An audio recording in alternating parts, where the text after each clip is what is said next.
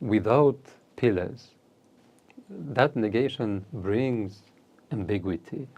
That negation asks, are there pillars, but they are simply out of sight? Or there are no pillars, like for the Greek, there are no pillars, it's just crystalline spheres. Another interpretation, maybe there could be pillars, but they're invisible, and that's why you cannot see them. So without pillars that you can see can be interpreted in different ways, and these different ways match different conceptions of the universe.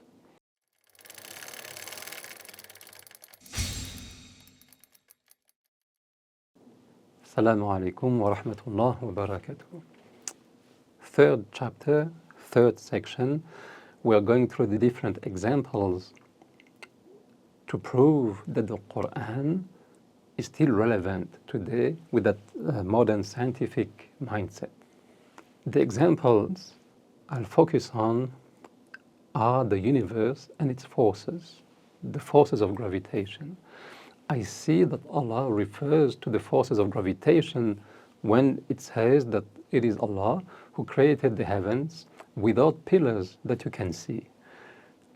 And here, subhanAllah, again, you come with that like modern scientific mindset and you read the verse. The verse tells you that the heavens is maintained by pillars that you cannot see. No, sorry. To be specific, to take the language of the Quran, because it's quite specific and you have to be careful here. Allah says that He created the heavens, He maintains that heavenly structure without pillars that you can see.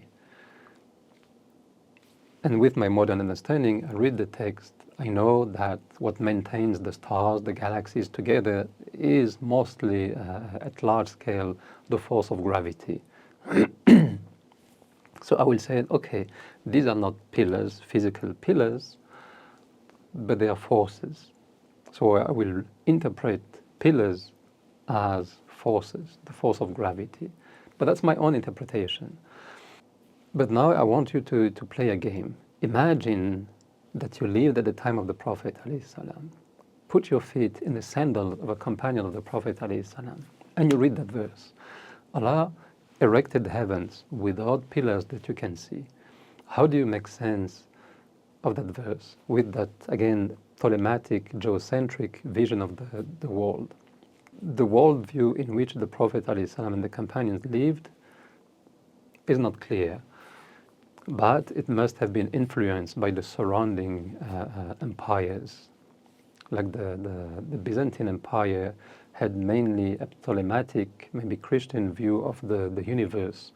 Ptolemaic with the earth at the center and everything revolving on solid spheres, like crystalline spheres made out of ether. And Christian view where you had physical walls. You had a flat earth and physical walls on the side that holds a roof like heaven, and Allah being above that roof like heaven.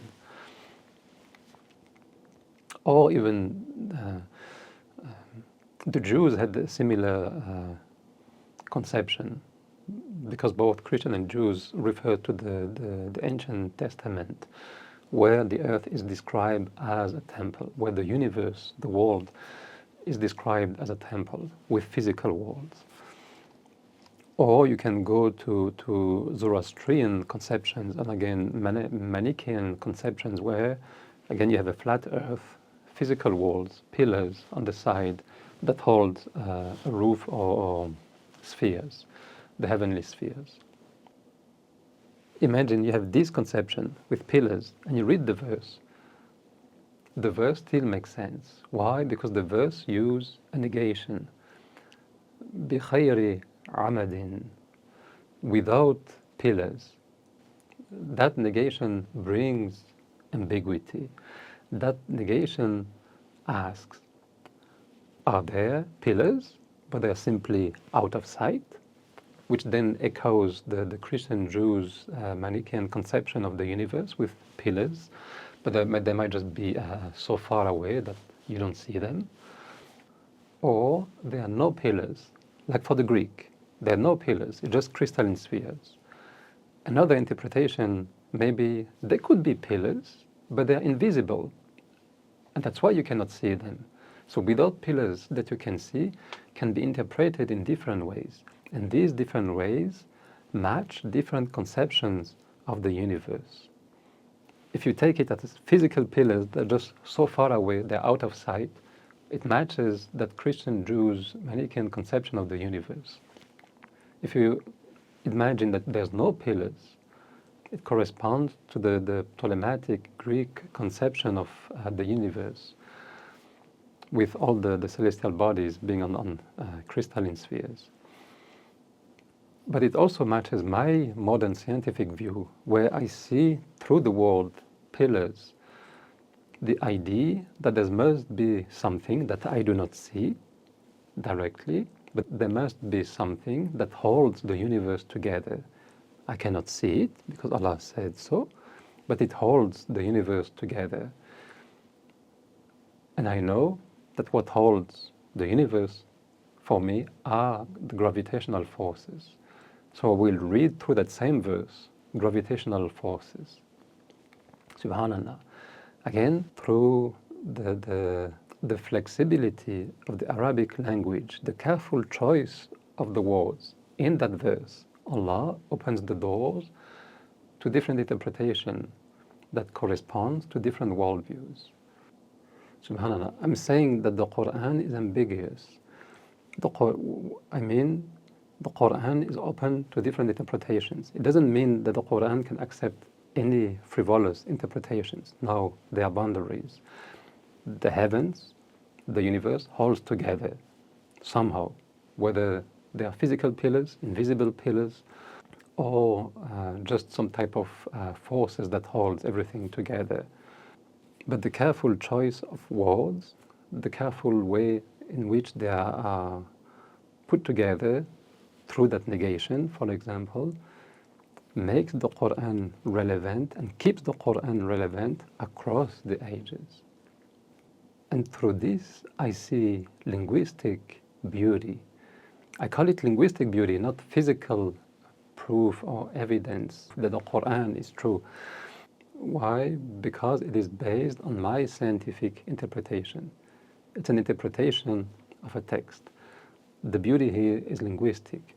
It's me as a scientist who can make that verse scientifically relevant. So I do not take that as a scientific proof that the Quran is true. I will take it as an evidence. It's something that will support my faith. But whether that verse is better interpreted in one way or another, that's not a scientific proof.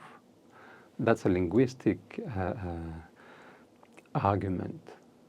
Nevertheless, I'll take it as an evidence that will strengthen and support my faith. Subhanallah. وجزاك الله خيرا والسلام عليكم ورحمة الله وبركاته.